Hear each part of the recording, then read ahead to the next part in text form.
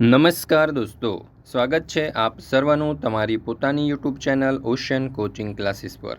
મિત્રો, આજે આપણે ધોરણ 7ના વિજ્ઞાન વિષયની જે ગાલા સ્વાધ્યાય પોથી છે તે ગાલા સ્વાધ્યાય પોથીના પાઠ નંબર 3 ઉષ્માનું સંપૂર્ણ અને સચોટ સોલ્યુશન આપણે આ વિડીયોની અંદર જોવાના છીએ। મિત્રો, આપણી આ ચેનલ ઉપર ધોરણ 7ના જે વિજ્ઞાન વિષય છે તેના દરેક પાઠની જે સોલ્યુશન છે તે વિડીયો અને પીડીએફ બંને ફોર્મેટમાં મુકાઈ ચૂક્યું છે। પીડીએફ મેળવવા માટેની લિંક પણ તમને નીચે ડિસ્ક્રિપ્શન બોક્સની અંદર મળી જશે, તો જરૂરથી તેનો અભ્યાસ કરી લેજો।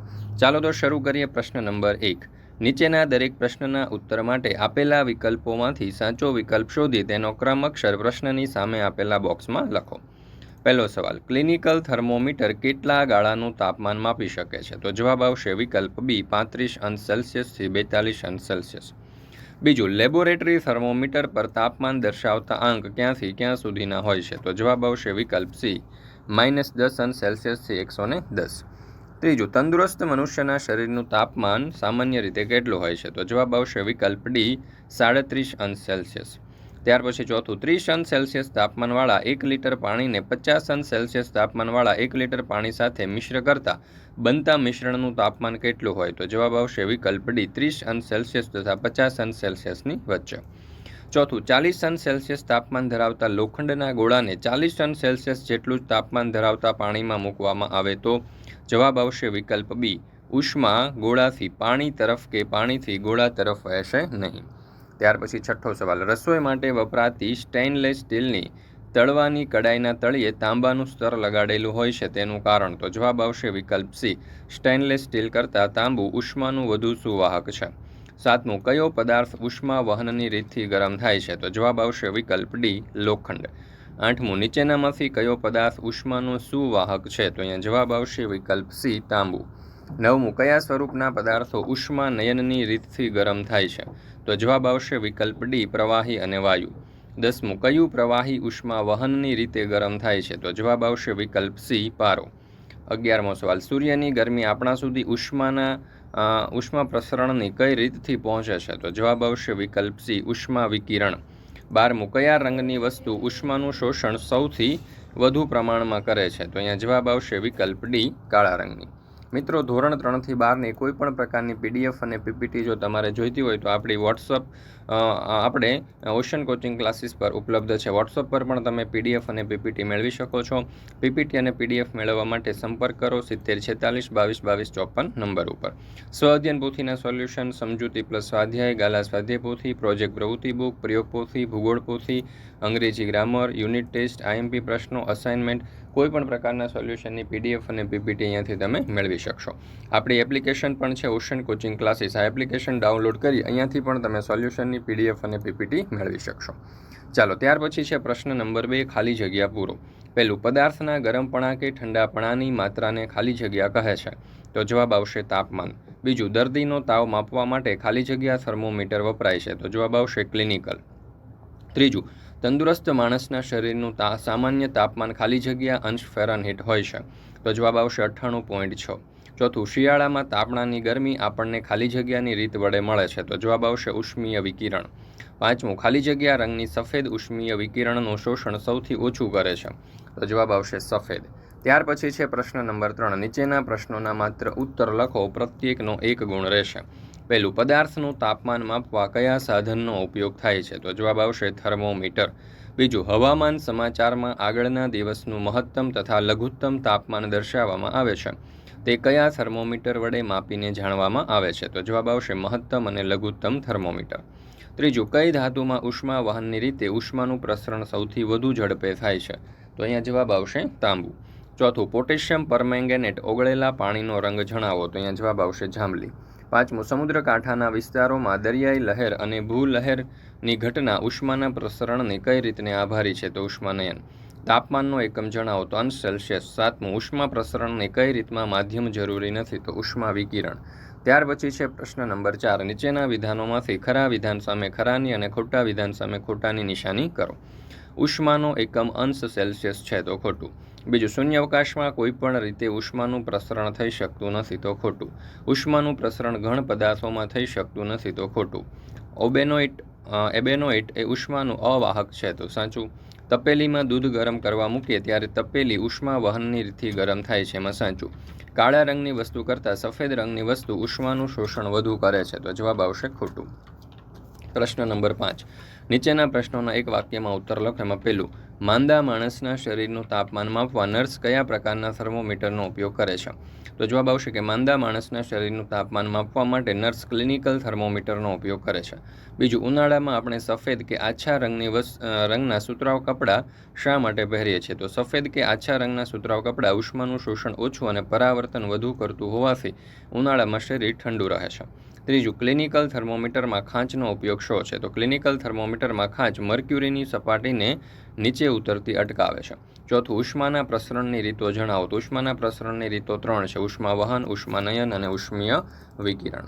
પાંચમું, ઉષ્મા શું છે? તો ઉષ્મા એ ઉર્જાનું એક સ્વરૂપ છે.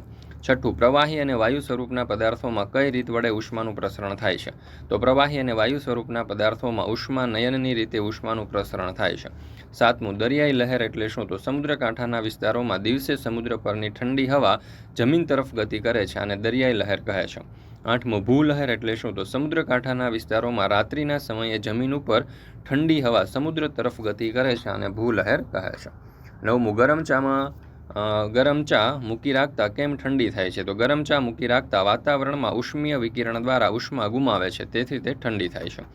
10મું, તપેલીમાં દૂધ ઉષ્મા પ્રસરણની કઈ રીતથી ગરમ થાય છે? તો તપેલીમાં દૂધ ઉષ્માનયનની રીતથી ગરમ થાય છે. ત્યાર પછી છે પ્રશ્ન નંબર 6. વ્યાખ્યા આપો પ્રત્યેકનો એક ગુણ. એમાં પહેલું, તાપમાન. તો પદાર્થની ઠંડાપણા કે ગરમપણાની સ્થિતિ દર્શાવતા માપનને તાપમાન કહે છે. બીજું, ઉષ્માના સુવાહક. તો જે પદાર્થો પોતાનામાંથી ઉષ્માનું વહન સરળતાથી અને ઝડપથી થવા દે છે તેમને ઉષ્માના સુવાહક પદાર્થો કહે છે. ત્રીજું, ઉષ્માના અવાહક. જે પદાર્થોમાંથી ઉષ્માનું વહન સરળતાથી થતું નથી તેમને ઉષ્માના અવાહક એટલે કે મંદવાહક પદાર્થો કહે છે. પ્રશ્ન નંબર 7. નીચેના પ્રશ્નોના ટૂંકમાં ઉત્તર લખો. પહેલું, શિયાળાની ઋતુમાં એક જાડા વસ્ત્ર કરતાં વધુ પાતળા વસ્ત્રો શા માટે પહેરવા જોઈએ? ચર્ચા કરો. તો એકથી વધુ વસ્ત્રો પહેરવાથી દરેક બે વસ્ત્ર વચ્ચે હવા રહેલી હોય છે. હવા ઉષ્માની અવાહક છે. આથી શિયાળામાં એકથી વધુ પાતળા વસ્ત્ર પહેરવાથી શરીરની ગરમી વાતાવરણમાં જતી અટકે છે. પરિણામે શરીર હૂંફાળું રહે છે. એક જાડું વસ્ત્ર પહેરવાથી હવાનો સ્તર ન હોવાથી જાડું વસ્ત્ર પ્રમાણમાં ઓછી ગરમી બહાર જતી રોકે છે. તેથી શિયાળાની ઋતુમાં એક જાડા વસ્ત્ર કરતાં વધુ પાતળા વસ્ત્ર પહેરવા જોઈએ. બીજું, ગરમ હવામાનવાળા પ્રદેશોમાં મકાનની બહારની દિવાલો સફેદ રંગથી રંગવામાં આવે છે. સમજાવો. તો ગરમ હવામાનવાળા પ્રદેશોમાં ઉષ્મીય વિકિરણ દ્વારા મકાનોની દિવાલ ગરમ થાય છે. જો મકાનોની બહારની દિવાલો સફેદ રંગથી રંગેલી હોય તો તે ઉષ્મીય વિકિરણ દ્વારા ઉષ્માનું શોષણ ખૂબ ઓછું કરે છે અને પરાવર્તન વધુ કરે છે. આથી બહારની દિવાલો ઓછી ગરમ થાય છે. પરિણામે મકાનની અંદર રહેતા લોકોને ગરમી ઓછી લાગે છે. આથી ગરમ હવામાનવાળા પ્રદેશોમાં મકાનની બહારની દિવાલ સફેદ રંગથી રંગવામાં આવે છે. ચોથું, ક્લિનિકલ થર્મોમીટરમાં ખાંચનું કાર્ય શું છે? તો ઉત્તર, ક્લિનિકલ થર્મોમીટરમાં ખાંચ મર્ક્યુરીની સપાટીને નીચે ઉતરતી અટકાવે છે. ચોથું, ક્લિનિકલ થર્મોમીટરનો ઉપયોગ કરતી વખતે કઈ બાબતો ધ્યાનમાં રાખવી જોઈએ? તો પહેલું, થર્મોમીટરને જંતુનાશક પ્રવાહી વડે બરાબર સાફ કરવું જોઈએ. બીજું, થર્મોમીટરના મર્ક્યુરીવાળા ભાગના વિરુદ્ધ છેડા પરથી પકડીને હળવેકથી થોડા ઝાટકા મારી જેથી થર્મોમીટરની સાંકડી નળીમાં રહેલ મર્ક્યુરી 35°C આંખથી નીચે ઉતરી જાય તેમ કરવું જોઈએ. અને ત્રીજું, થર્મોમીટરને તેના મર્ક્યુરીવાળા ભાગ આગળથી પકડવું નહીં. પાંચમું, ક્લિનિકલ થર્મોમીટર વડે તમારા શરીરનું તાપમાન કઈ રીતે માપશો તે જણાવો. તો ક્લિનિકલ થર્મોમીટરને જંતુનાશક દવા વડે સાફ કરો. થર્મોમીટરને ઝાટકો મારી મર્ક્યુરીના દોરાનો છેડો 35°C નીચે લાવો. હવે થર્મોમીટરના મર્ક્યુરીવાળા ભાગને મોઢામાં જીભની નીચે રહે તેમ 1 મિનિટ મૂકી રાખો. ત્યારબાદ થર્મોમીટરને બહાર કાઢી સ્કેલ પરનું તાપમાન વાંચો. આ તાપમાન તમારા શરીરનું તાપમાન છે. ત્યાર પછી છઠ્ઠો સવાલ, લેબોરેટરી થર્મોમીટર વડે પદાર્થનું તાપમાન માપતી વખતે કઈ બાબતોની કાળજી રાખવી જોઈએ? તો પહેલું, થર્મોમીટરનો મર્ક્યુરીવાળો ભાગ જે પદાર્થનું તાપમાન માપવાનું છે તેની સાથે સંસર્ગમાં રહેવો જોઈએ. બીજું, થર્મોમીટર પદાર્થના સંસર્ગમાં હોય ત્યારે જ પદાર્થના તાપમાનનું વાંચન કરવું જોઈએ. ત્રીજું, થર્મોમીટરમાં તાપમાન દર્શાવતો આંક જોનારની આંખ સામે સીધી રેખામાં રહે તેમ રાખીને વાંચન કરવું જોઈએ. સાતમું, ક્લિનિકલ થર્મોમીટરનો ઉપયોગ કરતા પહેલાં સાવચેતીથી થર્મોમીટરને ઝાટકો શા માટે આપવામાં આવે છે? તો ક્લિનિકલ થર્મોમીટરમાં મર્ક્યુરીવાળા ભાગની સહેજ ઉપર નળીમાં ખાંચ હોય છે. આથી અગાઉ થર્મોમીટરમાં મર્ક્યુરી જે તાપમાન દર્શાવતું હોય તે જ સ્થાને રહેલો હોય છે. મર્ક્યુરીને 35°C નીચે લાવીને પછી જ થર્મોમીટરનો ઉપયોગ કરવો પડે. આથી મર્ક્યુરીને 35°C નીચે લાવી થર્મોમીટરને ઝાટકો આપવામાં આવે છે. ત્યાર પછી છે 8મો સવાલ, ઘન પદાર્થોમાં થતું ઉષ્મા વહન સમજાવો.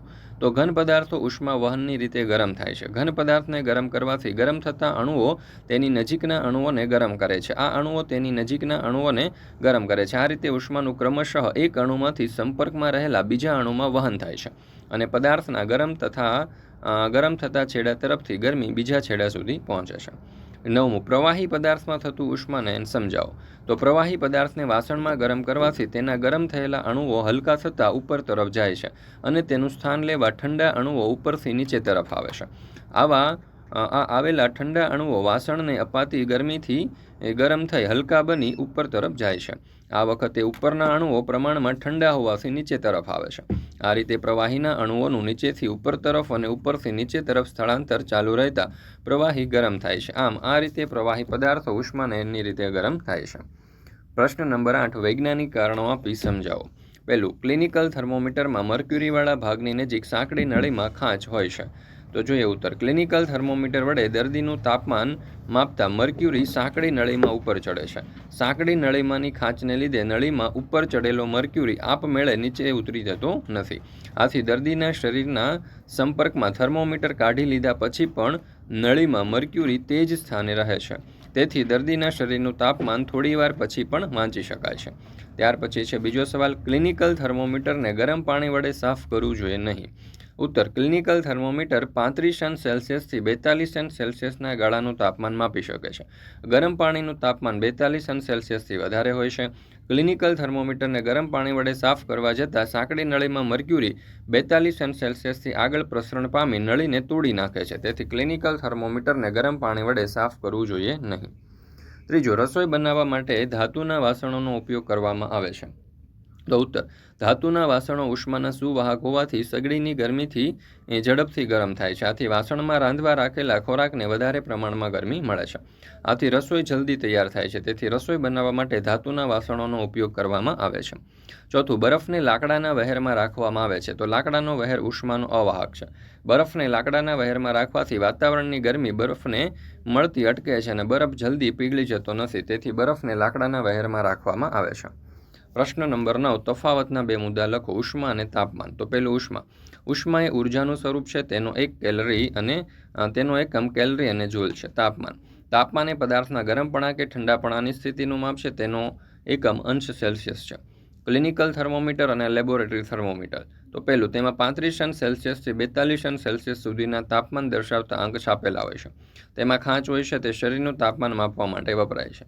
લેબોરેટરી, તેમાં 10°C થી 110°C સુધીના તાપમાન દર્શાવતા અંક છાપેલા હોય છે. તેમાં ખાંચ હોતી નથી. તે પદાર્થનું તાપમાન માપવા માટે વપરાય છે. ત્રીજું છે ઉષ્માના સુવાહક અને ઉષ્માના અવાહક. તો પહેલું, આ પદાર્થોમાંથી ઉષ્માનું વહન સહેલાઈથી થઈ શકે છે અને અહીંયા તાંબુ, ચાંદી, એલ્યુમિનિયમ, લોખંડ વગેરે ધાતુઓ ઉષ્માની સુવાહક છે. ઉષ્માના અવાહક. તો આ પદાર્થોમાંથી ઉષ્માનું વહન સહેલાઈથી થઈ શકતું નથી. કાચ, પ્લાસ્ટિક, એબોનાઇટ, રબર, ચામડું વગેરે પદાર્થ ઉષ્માના અવાહક છે. ત્યાર પછી છે પ્રશ્ન નંબર 10, વર્ગીકરણ કરો, જેના કુલ 4 માર્ક્સ છે. તો અહીંયા આપણને ચામડું, પ્લાસ્ટિક, લોખંડ, તાંબુ, સોનું, એલ્યુમિનિયમ વગેરે આપણને આપેલા છે ધાતુઓ. એમાં ઉષ્માના સુવાહક પદાર્થોમાં આવશે લોખંડ, તાંબુ, સોનું, એલ્યુમિનિયમ, સ્ટેનલેસ સ્ટીલ, પિત્તળ અને ચાંદી. ઉષ્માના અવાહક પદાર્થમાં આવશે કાગળ, ચામડું, પ્લાસ્ટિક, એસ્બેસ્ટોસ, ઊન, પૂઠું, બુચ, ઓબોનેટ, હવા અને પાણી. ત્યાર પછી છે પ્રશ્ન નંબર 11, જોડકા જોડો. એમાં પહેલું છે ભૂ લહેર વહે છે, તો એને આપણે જોડીશું ડી, રાત્રિ દરમિયાન. દરિયાઈ લહેર વહે છે, તો એને આપણે જોડીશું વિકલ્પ સી, દિવસ દરમિયાન. ઘેરા રંગના વસ્ત્રો પસંદગી પામે છે, તો જોડીશું વિકલ્પ બી, શિયાળામાં. હળવા રંગના વસ્ત્રો પસંદગી પામે છે, તો આપણે જોડીશું વિકલ્પ એ, ઉનાળા સાથે. મિત્રો, ધોરણ 3 થી 12ની કોઈ પણ PDF અને PPT આપણી એપ્લિકેશન અને આપણી ચેનલ ઉપર ઉપલબ્ધ છે. વોટ્સઅપ પર આ PDF અને PPT મેળવવા માટે તમે સંપર્ક કરી શકો છો 70 46 22 22 54 નંબર ઉપર. તમને કોઈપણ પ્રકારની PDF જેમ કે સ્વાધ્યાયન પોથી, સમજૂતી, સ્વાધ્યાય, ગાલા સ્વાધ્યાય પોથી, પ્રોજેક્ટ પ્રવૃત્તિ, પ્રયોગ પોથી, ભૂગોળ પોથી, અંગ્રેજી grammar, unit test, IMP, assignment, IMP paper, કોઈ પણ પ્રકારના સોલ્યુશનની PDF અહીંયાથી તમે મેળવી શકશો. તો જરૂરથી આ નંબર ઉપર તમે કોન્ટેક્ટ કરી અને PDF મેળવી શકો છો, અથવા તો આપણે એપ્લિકેશન પણ છે ઓશન કોચિંગ ક્લાસીસ. આ એપ્લિકેશન ડાઉનલોડ કરી અહીંયાથી પણ તમે આ જે PDF છે તે મેળવી શકો છો. તો જરૂરથી દરેક વિદ્યાર્થી, વાલીઓ, શિક્ષક મિત્રોએ મેળવી લેવી. ત્યાર પછી છે પ્રશ્ન નંબર 12. નીચેના પ્રશ્નોના મુદ્દાસર ઉત્તર લખો. ક્લિનિકલ થર્મોમીટરની આકૃતિ દોરી તેની રચના અને કાર્ય સમજાવો. તો અહીંયા આકૃતિ આપણે દોરેલી છે અને રચના તમે જોઈ શકો છો. કાર્ય અને રચના આપણે સમજાવેલા છે. ત્યાર પછી આપણે જોઈએ પ્રવૃત્તિ. ચાલો, એમાં પહેલી પ્રવૃત્તિમાં કહ્યું છે કે ધાતુમાં થતું ઉષ્માનું વહન તપાસવું. તો એમાં સાધન સામગ્રી, એની આકૃતિ આપણે દર્શાવેલી છે, અને ત્યાર પછી પદ્ધતિ, અવલોકન અને નિર્ણય પણ દર્શાવેલા છે. વિડીયો સ્ટોપ કરી અથવા તો પોઝ કરી તમે આ પ્રવૃત્તિના જે સોલ્યુશન છે તેનો અભ્યાસ અહીંયાથી કરી શકો છો. માત્ર આ જે ગાલા સ્વાધ્યાય પોથીની પ્રવૃત્તિઓ છે તેમના સોલ્યુશન તમને માત્ર ને માત્ર ઓશન કોચિંગ ક્લાસીસ પર જ મળી રહેશે. તો જરૂરથી આ વિડીયો તમારા દોસ્તો, મિત્રો, સગા સંબંધીઓ સુધી પણ શેર કરજો કે જેઓ ધોરણ 7ની અંદર અભ્યાસ કરતા હોય, જેથી તેઓ પણ આ ગાલા સ્વાધ્યાય પોથીના જે સોલ્યુશન છે તેનો અભ્યાસ કરી શકે. બીજું, પાણીમાં ઉષ્મા નયનની રીતથી ઉષ્માનું પ્રસરણ થાય છે તે દર્શાવવું. તો સાધન સામગ્રી, આકૃતિ, પદ્ધતિ અને અવલોકન આપણે દર્શાવેલા છે. ત્યાર પછી નિર્ણય. એવી જ રીતે ત્રીજી પ્રવૃત્તિ છે કે કાળા રંગની સપાટી સફેદ રંગની સપાટી કરતાં ઉષ્માનું શોષણ વધારે પ્રમાણમાં કરે છે. તો આકૃતિ છે, પદ્ધતિ છે, અવલોકન અને નિર્ણય. મિત્રો, અહીંયા આપણે ધોરણ 7ના વિજ્ઞાન વિષયની જે આ સ્વાધ્યાય પોથી છે તેના પાઠ નંબર 3નું જે સોલ્યુશન છે તે પૂર્ણ કરીએ છીએ. ફરી મળીશું મિત્રો આપણે ધોરણ 7ની વિજ્ઞાન વિષયની જે સ્વાધ્યાય પોથી છે તેના પાઠ નંબર 4ના સંપૂર્ણ સોલ્યુશન સાથે.